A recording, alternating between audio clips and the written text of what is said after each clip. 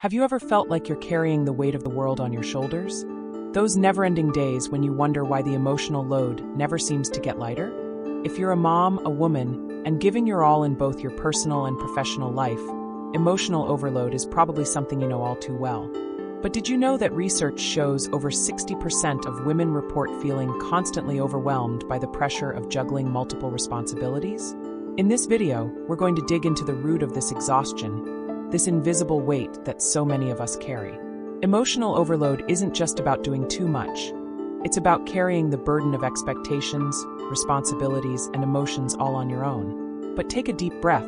You're not alone in this. Let's break it down in a practical way, figure out what's really behind it, and, most importantly, talk about how we can start lightening this load. The answer might be closer than you think. The goal here is to put a name to this emotional overload and offer real solutions that actually help. If you're tired of feeling like you can never slow down, this video is for you. Stick around until the end to find out how to take the first step toward relieving this emotional weight. Have you ever stopped to think about how much emotional overload is impacting your life? That feeling of having a million things to do, while also feeling like you have zero energy left to do any of them? I know how exhausting that can be, and it's important to realize that this isn't just about having too much on your plate. It goes deeper. It's about constantly carrying the emotional weight of everything happening around you. And that, more than anything, is what drains us, physically and emotionally. Think about your daily routine for a second. You wake up early, take care of the house, the kids, try to be present for your partner, and still have to show up and perform at work. Sometimes it feels like you can't afford to relax because you always have to be available, always on, always handling something. The pressure to be the perfect mom, wife, friend, professional. It all piles up, and before you even realize it, you're carrying more than you should. And that's the thing about emotional overload. It's sneaky. Without noticing, you take on responsibilities that aren't entirely yours, yet they somehow end up in your lap. It's not just about having too many tasks. Emotional overload kicks in when you become the one who carries everyone else's emotions, tries to solve every problem alone, and then feels guilty when things don't go as planned. Sound familiar? So many of us live through this without realizing just how much we're taking on, until stress starts showing up in physical ways. Headaches, insomnia, that feeling like you're about to explode. But here's the good news, you can change this. In this video, we're going to break down how to recognize the triggers of emotional overload and start making real, practical changes to lighten the weight you're carrying. Most of the time, the emotional overload we feel runs deep, rooted in influences we don't always notice. One of the biggest sources of this burden is the expectations society places on us as women. From a young age, we're taught that we have to handle it all. The idea that we need to be perfect in every area of life is like an unspoken rule.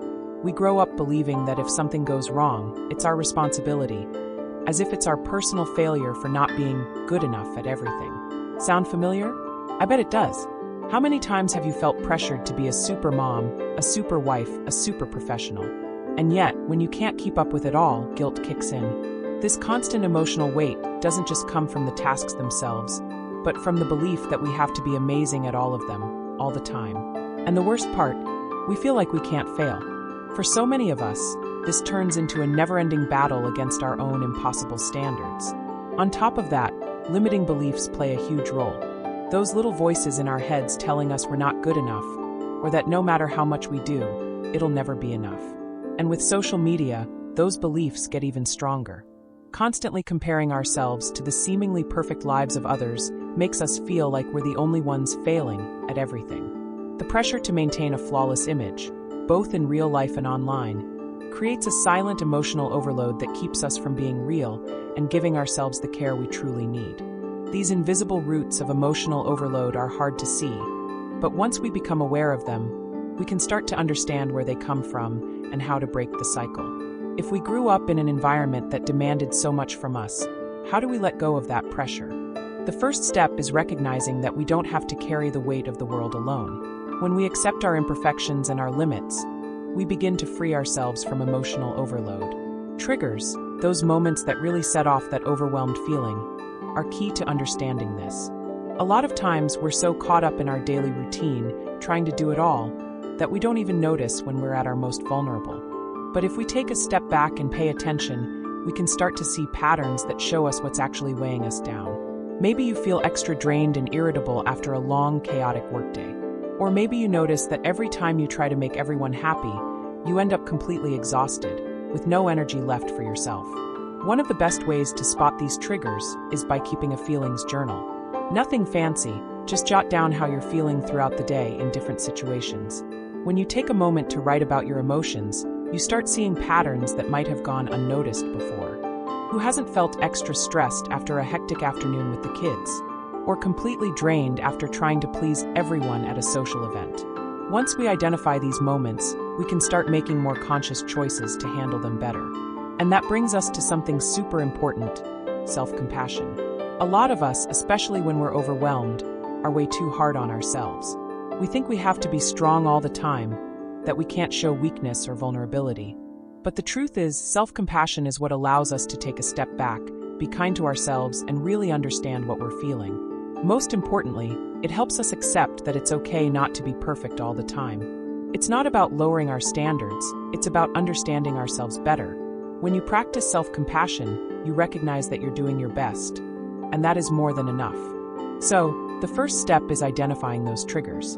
Pay attention to your routine and your emotions, and start noticing what's putting the most pressure on you. Once you gain that clarity, it becomes so much easier to find solutions and finally start lightening that load. Setting healthy boundaries is one of the best ways to deal with this. And trust me, I know, the word boundaries can feel a little intimidating at first. It can seem like setting limits makes us selfish or insensitive, especially when it comes to family, work, or friends. But in reality, boundaries are one of the most loving ways to take care of yourself. Healthy boundaries are essential for our emotional and mental well-being, and believe it or not, they help us take better care of others without completely draining ourselves in the process. Think about a typical situation in your day. Have you ever said yes to something you didn't want to do, just to avoid disappointing someone? Maybe you agreed to go to a social event when you really just needed some rest. Or maybe you took on extra household tasks when you were already exhausted. That's a major sign that you need to learn to say no in a way that's both kind and firm. And when I say no, I don't mean a harsh or rude no. I mean a clear, honest, and empathetic no. Saying no to something or someone isn't selfish. It's a way of protecting your emotional energy so you can focus on what truly matters. If you struggle with setting boundaries, a simple trick that might help is focusing on what you actually want to do instead of worrying about what others expect from you. For example, if you're feeling overwhelmed with family commitments, instead of saying yes to everything, ask yourself, do I really have the energy for this? Or is this something that brings me joy? Or is it just another obligation? When we start asking ourselves these small questions, we make more room for our own needs and feelings, without guilt. And when we do that, our emotional well-being gets stronger. Saying no doesn't mean you're less responsible or that you don't care. It means you're learning to respect your own limits. When you learn to say no in a healthy way, you also teach others how to respect your boundaries. It's a process that might feel tough at first, but it brings so much relief and self-care. Remember, you don't have to do it all the time. And when you set clear boundaries, you protect yourself while making more space for what truly matters. Another big thing a lot of us struggle with? Asking for help. I know, it's so easy to fall into the superwoman mindset, thinking we have to handle everything on our own. But the truth is, when we do that, we just pile on even more emotional weight and end up totally drained. Asking for help isn't a sign of weakness. It's actually emotional intelligence and self-care. It's about having compassion for yourself and respecting your own well-being. Maybe you feel like a lot of women do, that if you don't do something, no one else will. Or maybe you're afraid of bothering people or being seen as needy. But trust me, asking for help is not a weakness. It's actually a smart move. When you delegate tasks or ask for support, you're allowing other people to be part of your life, and that strengthens relationships. Just imagine how much lighter your daily routine would feel if you had more support, whether at work or at home. A simple example, you get home after a long, exhausting day, and the house is a mess, or you still need to cook dinner. Instead of pushing yourself to handle it all alone, what if you asked the kids to help clean up or your partner to pitch in with dinner? Asking for help doesn't mean you're not capable. It means you're finding a smart, practical way to ease your emotional load. And that's a crucial step in avoiding burnout. If asking for help feels hard, start small. Instead of automatically taking on every task yourself, try delegating in a casual and polite way. You can say things like, "I'd love your help with this," or I'm feeling a little tired today. Could you give me a hand? As you start asking for support, you'll realize you don't have to carry everything on your own. The emotional relief, the shared responsibilities, and even just knowing that others understand what you're going through can make a huge difference for your mental and emotional well-being. When you learn to ask for help, you open the door to stronger support and a more balanced life. Remember, we're not in this alone. And when we share the load with others, everybody benefits. Asking for help is an act of self-care and love, and that's how we together start lifting these emotional burdens. Talking about self-care is super important, but not just any kind of self-care. I mean real self-care, the kind that goes way beyond bubble baths and getting your nails done. When we talk about taking care of ourselves, we're talking about something deeper, something that truly nourishes your soul, mind, and body in a meaningful way. Real self-care is what makes you feel refreshed, at peace with yourself, and ready to handle life's ups and downs with more balance. The problem is, life gets so busy, and with all our responsibilities, we tend to forget what really matters. We're taught to prioritize others, to focus on tasks and obligations while pushing our own needs aside. But listen, self-care isn't selfish. Taking care of yourself actually makes you better for the people you love and for everything you need to handle. For example, taking time to relax isn't wasting time. It's investing in your mental and emotional health. It could be as simple as a few moments of silence, a walk in the park, or just pausing to take a deep breath and reconnect with what truly matters. A lot of times, we think of self-care as something superficial, like going to a spa or spending money on nice things. But it's so much more than that. True self-care means taking time for reflection, quiet moments, rest, and, most importantly, gratitude. Something as small as setting aside 10 minutes a day to stop, breathe, and ask yourself, how am I feeling? What do I need right now? Can make a huge difference in your emotional well-being. Another powerful form of self-care is spirituality. Taking time to pray, meditate, or reflect on your values and faith can bring a sense of peace and renewal that's hard to put into words. The key is to start listening to what your body and mind are asking for. If you're exhausted, rest. If you're overwhelmed, take a break. It's not about being perfect, it's about being kind to yourself. A simple but powerful example of self-care is disconnecting for a little while. Putting your phone down, stepping away from all the noise, and just being present with your thoughts or a book that brings you joy.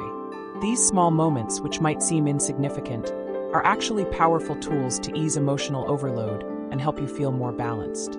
So, the next time you feel like the weight of the world is on your shoulders, remember, self-care goes way beyond appearances. Real self-care is about reconnecting with yourself and building emotional and spiritual strength so you can keep moving forward with more lightness and less stress. The secret is making time for yourself in a mindful and loving way. This isn't selfish, it's an act of self-love. Renewing your mind and spirit is another huge part of this journey. So often when we feel overwhelmed, it's not just our body that's exhausted. Our mind and spirit are drained too. The constant worries, fears, and insecurities slowly wear us down until we don't even realize how heavy everything feels. But the good news is, we can find relief by shifting our mindset and reconnecting with our faith. Not only does this help release emotional weight, but it also brings us the peace and balance we need to keep going. Renewing your mind starts with paying attention to the thoughts you're feeding yourself. Have you ever noticed how, when you're overwhelmed, it's so easy to spiral into negative, worst-case scenario thinking? Maybe it's that feeling that nothing will ever work out, or that you'll never be able to handle everything. These thoughts create a vicious cycle that only adds to anxiety and emotional exhaustion. But here's the thing. You can train your mind to focus on what really matters and let go of the unhelpful worries. A simple but effective practice is replacing negative thoughts with positive affirmations. For example, instead of thinking, "I'll never be able to handle this," try shifting to, "I'm capable and I'm doing my best." It might sound simple, but this practice actually helps rewire your brain for more optimism and confidence. But renewing your mind is just one piece of the puzzle. Renewing your spirit is just as important. Spirituality is a source of strength that many of us underestimate. Your connection with God can bring a deep sense of relief to emotional struggles. Prayer, meditation, or even just sitting in silence to reflect on your faith are all powerful ways to recharge and find purpose. I've heard so many women say that when they lean into their faith, they discover a peace that gives them strength to face life's challenges. And this isn't about striving for perfection, it's about allowing yourself to be held by divine grace. If you feel like you're in a place of emotional exhaustion, try taking a few minutes out of your day to pray or meditate. It could be as simple as offering a thank you, asking for some wisdom, or just having a chat with God. Another powerful way to renew your spirit is to look up Bible verses or teachings that bring you comfort. This can make a huge difference in how you approach challenges.